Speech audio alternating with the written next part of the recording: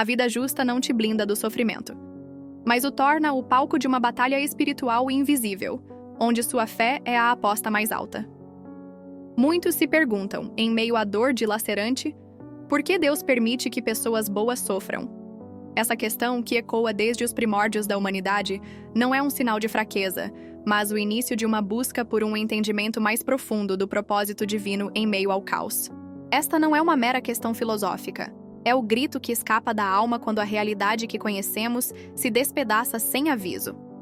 É a busca por um fio de sentido quando tudo ao redor se torna um emaranhado de dor. Não estamos falando de uma punição, mas de um drama celestial onde o destino da alma humana é o grande prêmio. Imaginar um cenário onde o Altíssimo e o Acusador travam um embate, e o fiel é o pivô dessa disputa, parece tirado de um roteiro épico, mas é exatamente o que nos revela uma das narrativas mais enigmáticas e transformadoras da Bíblia. A história de um homem cuja integridade foi posta à prova, não por seus pecados, mas por sua retidão inabalável, nos força a confrontar o paradoxo do sofrimento e a questionar nossas próprias convicções sobre a justiça e o amor de Deus. É um convite a olhar além das aparências, a desvendar as camadas de uma realidade espiritual que muitas vezes escapa à nossa compreensão limitada, e a perceber que por trás de cada lágrima, de cada perda, pode haver um propósito maior, um testemunho silencioso que reverbera nos recantos do universo. O que nos parece uma tragédia pessoal pode ser, na verdade, um desafio divino, uma oportunidade de mostrar ao universo a força inquebrável da fé genuína, uma fé que não se curva diante da adversidade, mas se fortalece no fogo da provação. Quem poderia imaginar que a fidelidade de um único indivíduo teria tal peso nas balanças celestiais? Que sua perseverança diante do inexplicável seria a resposta a uma questão que transcende o tempo e o espaço? A sua dor, portanto, nunca é em vão, nunca é insignificante. Ela é parte de um plano muito maior do que podemos conceber, uma peça essencial no grande tabuleiro da existência, onde cada movimento tem consequências eternas. Prepare-se para desvendar um mistério que desafia a lógica humana e redefine o significado de confiança e devoção. É preciso coragem para aceitar que a bondade e a retidão não são um escudo contra as tempestades da vida, mas, por vezes, são precisamente o que nos coloca no centro delas. O livro de Jó não é uma história de infortúnios aleatórios, é a revelação de um pacto celestial, uma aposta audaciosa entre a soberania divina e a malignidade da tentação, tendo a alma humana como o objeto da disputa. A filosofia do acusador é fundamentalmente cínica. Ele postula que nenhuma criatura serve a Deus por amor puro. Para ele, toda devoção é uma forma de egoísmo disfarçado, uma transação comercial onde a obediência é trocada por bênçãos e proteção. Ele vê o coração humano como inerentemente interesseiro, incapaz de uma lealdade que não vise o lucro pessoal. Quando nos deparamos com o sofrimento de pessoas que consideramos justas, a mente humana, em sua ânsia por lógica e equilíbrio, busca explicações. Acreditamos que a virtude deve ser recompensada com prosperidade e a maldade, punida com desgraça. Mas a vida real, e especialmente a história de Jó, nos mostra uma realidade muito mais complexa e, para muitos, perturbadora. O que aconteceria se toda a sua vida, tudo o que você conhece e ama, fosse tirado de você, não por seus erros, mas para provar uma verdade maior? Essa é a essência do que se desenrola, uma narrativa que abala as fundações da nossa compreensão de causa e efeito, de mérito e merecimento. O questionamento não é sobre se você é bom o suficiente, mas se a sua fé é genuína o suficiente para suportar o impensável. A cena nos céus é dramática. Satanás, o acusador, argumenta que a devoção de Jó é meramente transacional. Tire tudo dele, ele desafia, e ele certamente te amaldiçoará na tua face. E Deus, em sua sabedoria insondável, permite o teste, colocando limites claros, mas abrindo a porta para uma série de calamidades que poucos poderiam suportar. Este não é um Deus caprichoso, mas um Deus que confia na autenticidade de seus filhos. Um Deus que permite que a fé seja lapidada no cadinho da aflição para revelar seu brilho mais puro. Não há uma única explicação superficial que possa abranger a profundidade desse mistério, pois ele toca na raiz da nossa existência e na natureza do nosso relacionamento com o Criador. A história de Jó é um espelho que reflete as nossas próprias dúvidas, os nossos medos mais profundos, e nos convida a transcender a visão limitada de que a vida é apenas uma troca de favores com o divino. A compreensão de que a vida justa não garante a ausência de sofrimento, mas por vezes o aprofunda, é um divisor de águas na jornada da fé. O que Jó enfrentou não foi um castigo, mas uma purificação, um teste espiritual que ultrapassou a compreensão humana e ressoou nos domínios celestiais. O acusador, em sua ousadia, não apenas buscou a queda de um homem, mas desafiou a própria natureza do relacionamento entre a humanidade e o divino. A aposta era alta, as consequências inimagináveis. E no centro de tudo, a quietude perturbadora de um Deus que permite, observa e confia. A fé de Jó não era uma fé ingênua, mas uma fé testada, forjada no fogo da dor e da perda, que nos ensina que a verdadeira devoção não reside na ausência de problemas, mas na capacidade de permanecer firme quando tudo ao redor desmorona. Quando nos encontramos em situações que desafiam nossa lógica e nos levam ao limite, é natural perguntar: onde está Deus nisso tudo? A resposta, muitas vezes, não vem em uma voz audível ou em um milagre instantâneo, mas na fortaleza interior que se revela quando todas as outras fontes de consolo falham. O silêncio de Deus na provação pode ser comparado ao silêncio do ourives, que, com o olhar fixo e atento, não diz uma palavra enquanto o ouro está no fogo.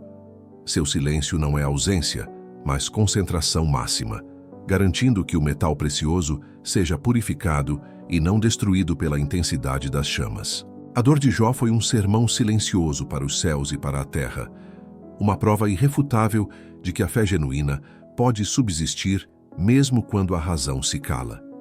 Ele perdeu seus filhos, suas posses, sua saúde, foi abandonado por amigos e criticado por sua esposa.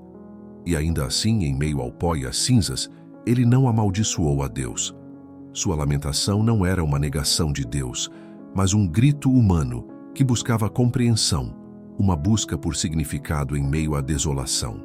Se essa mensagem está tocando seu espírito, quero te convidar a conhecer o e-book completo, O Fogo que Consome, a Oração que Move os Céus e a Terra.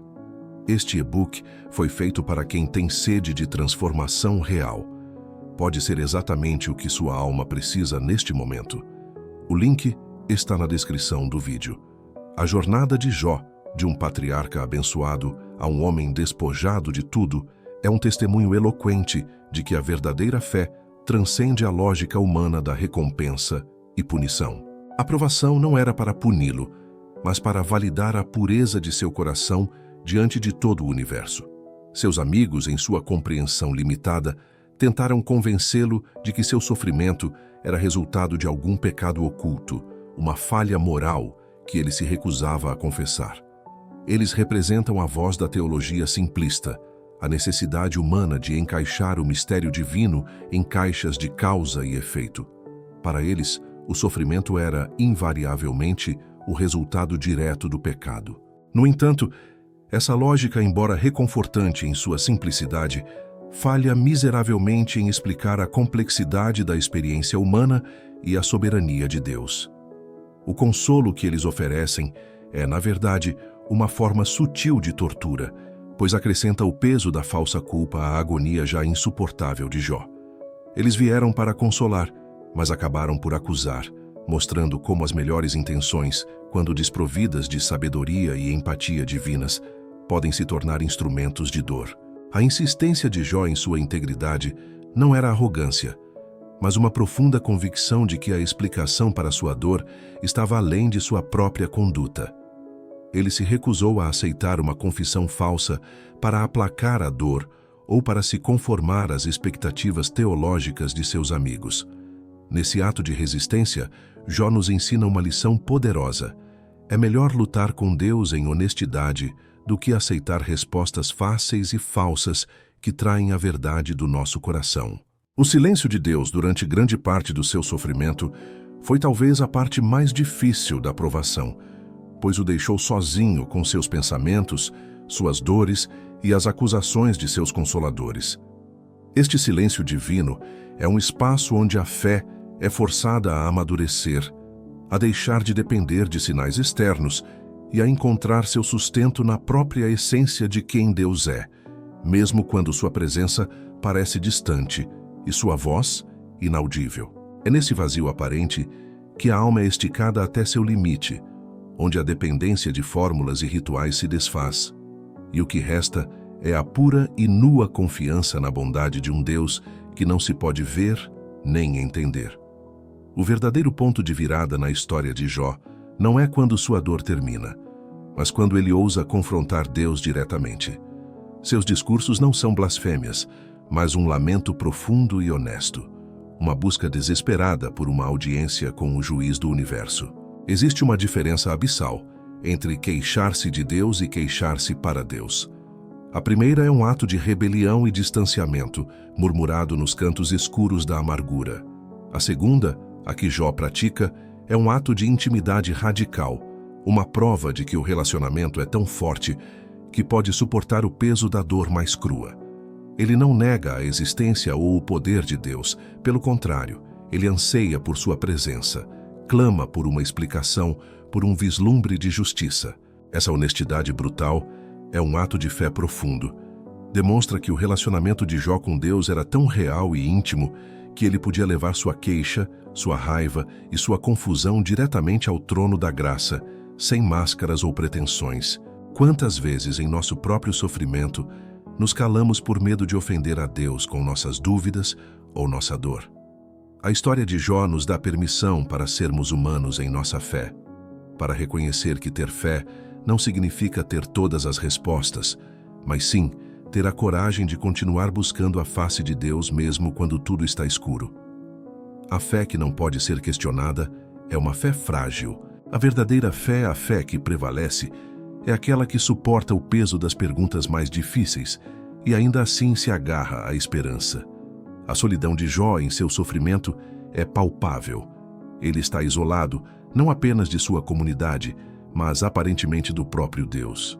No entanto, é precisamente nesse isolamento que ele é forçado a abandonar todas as suas certezas e a se lançar completamente na soberania divina.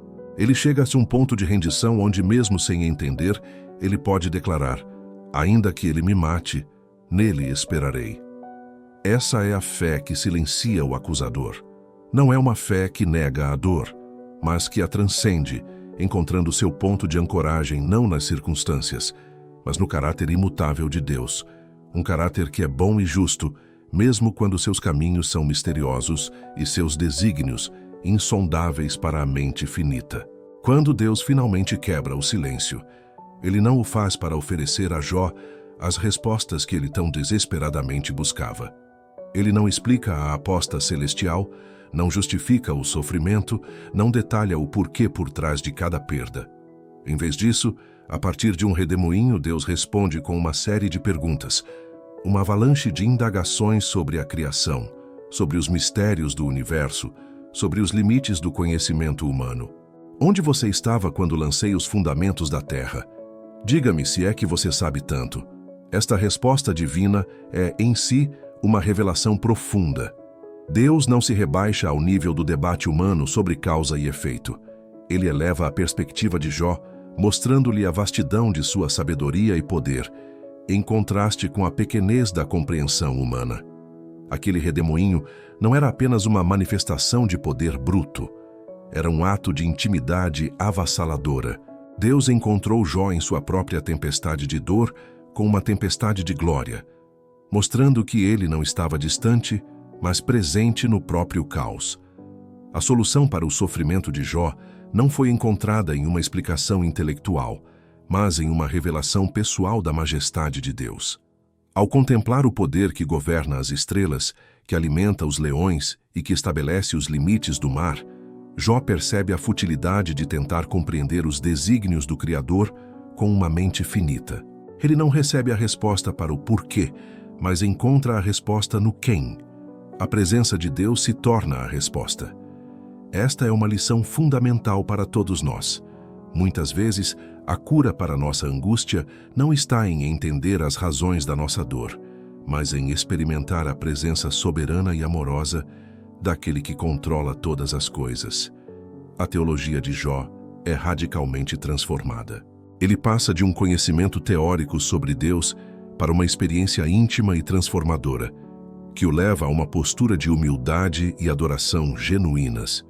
O sofrimento, por mais terrível que tenha sido, tornou-se o portal para o encontro mais profundo de sua vida com o divino.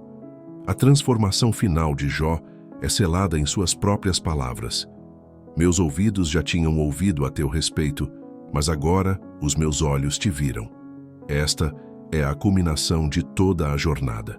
A fé de Jó, que antes se baseava na tradição, na reputação e no que lhe fora ensinado, agora se torna uma fé de visão, de experiência direta, de intimidade pessoal.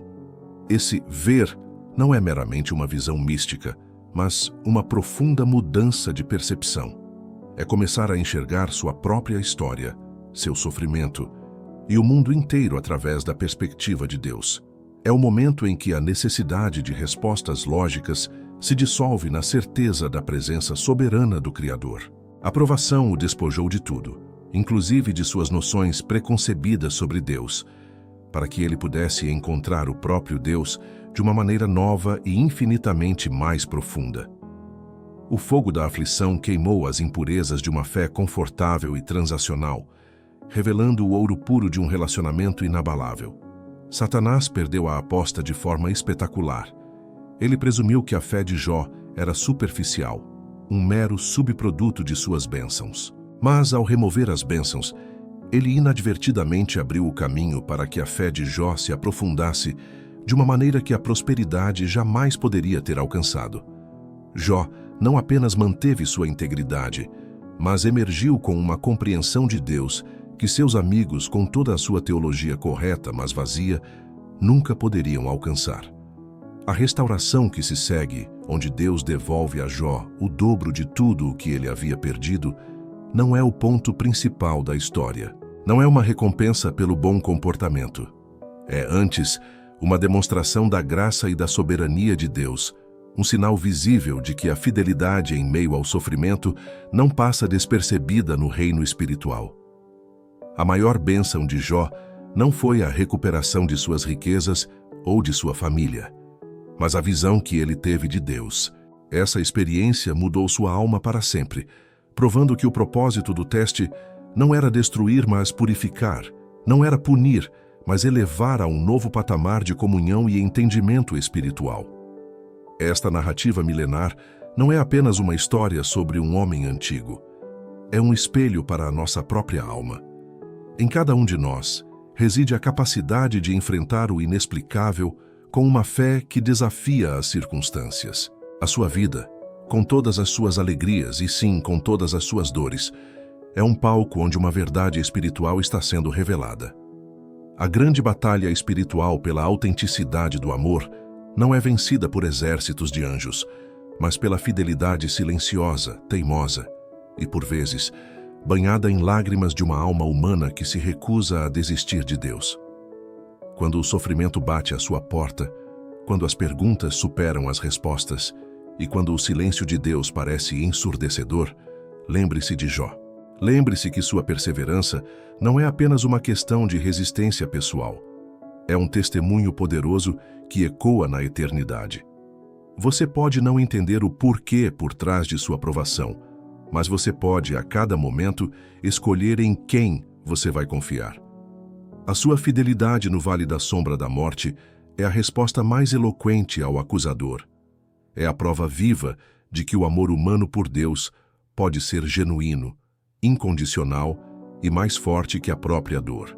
Sua jornada não é sobre evitar as tempestades, mas sobre aprender a dançar na chuva com os olhos fixos naquele que acalma os mares. Sua fé, forjada no fogo, se torna um farol de esperança, não apenas para você, mas para todos ao seu redor e para as hostes celestiais que observam atentamente. O teste máximo da fé não é uma sentença de destruição, mas um convite para a mais profunda intimidade com o Criador, uma oportunidade de ver com os olhos da alma o que antes você só conhecia de ouvir. A sua história de superação pode ser a resposta de Deus a um desafio lançado nas cortes celestiais.